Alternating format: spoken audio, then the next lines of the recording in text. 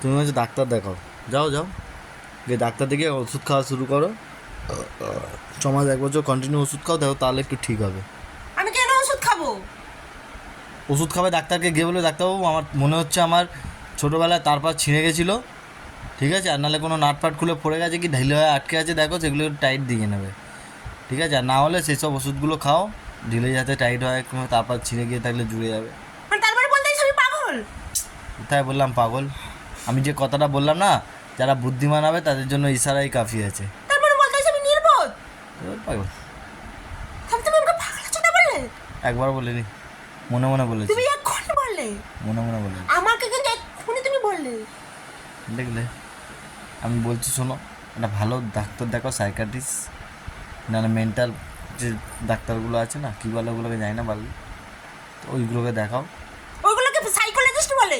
যাই হোক, সাইকোলজিস্ট হোক সাইকাট্রিস্ট হোক, যাই হোক বালছাল দেখাও। ওগুলোকে সাইকিয়াট্রিকই বলে? আরে যাই হোক বালছাল। আমি সাইকোলজিস্ট বলতে তুমি সাইকোলজিস্ট বলে দিলে। এর মারা ছোটোবেলায় কি মারা পড়ে গিয়ে তার ছিঁড়ে গেছিলো না, মায়ের পেট থেকে তার ছিঁড়ে বেরিয়েছে কে জানে। তুমি আবার মায়ের পেট থেকে আবার মা বাবাকে তুলে কথা বললে? তোমার তুলে কথা বলিনি, বলছি যে তুমি বললে তো এক্ষুনি। এবারে পাগলা চুদা নাকি রে বলা। আবার তুমি আমাকে পাগলা চোদা আবার বললে? তুল মারা দিন দিয়ে মারা সংসার কাজে পাউল চোদা। তুমি আবার আমাকে বললে? আমার ভুল হয়ে গেছে, খেপা চোদা ভুল হয়ে গেছে আমার। তুমি কেন বললে আমাকে? আমি তোমার খেপা চোদা বলি। তুমি আমাকে কেন বললে? কি বলেছি? তুমি খেপা চোদা কেন বললে?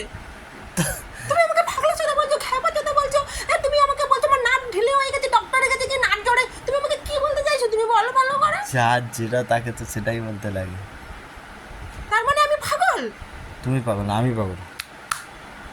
তুমি পাগল তো আমার ব্যাপার কি? তুমি কি ওষুধ খাও, আর তুমি আমায় কেন বললে? তুমি কি ছোটোবেলাতেই তোমার এরকমই ছোটো থেকে? ছোট থেকে এরকম মানে?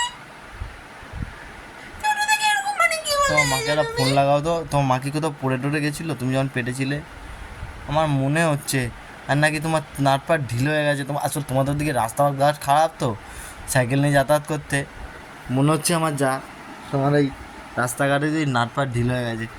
আমার কিন্তু মাথা কিন্তু খারাপ কেউ করোনা বলে দিতে। নিচ্ছ দেখি কোন দিকে না হাতটা কিন্তু আমার নাটটা কিন্তু ঢিলে খারাপ আছে। করোনা বলে দিতে। তুমি কিন্তু যখন থেকে আমাকে জানে তাই বলে আমি কিন্তু কিছুই বলছি না। না তুমি একবার, তুমি কোনো কথা বলো, তোমার কথা তো কেউ শুনতেই পায় না। আমাকে যেদিনকে জিজ্ঞেস করছিল, লোকে তো ভাবে সবাই আমি পাগল, আমি জোরে জোরে চিৎকার করি, কিন্তু তুমি যে ছোট ছোট সেদিনকে আস্তে আস্তে পাশের করে কথা বলে বাড়ি বলে সেগুলো তো কেউ শুনতে পায় না। পাশের বাড়িতে জিজ্ঞাসা করছিল যে কিরে তোর বউ কি হাবা হয়ে গেছে না হাবা বউ, তোর কোনো কথাই বলে না, গলার আওয়াজই পাই না।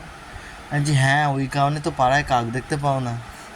তুমি আবার বললে আমার কারণে কাক দেখতে পাও না? কাকগুলো তখন মরে গেছে গরমে। কাক গরমে মরেনি, কাক পালিয়ে গেছে আওয়াজে, ভয়ে।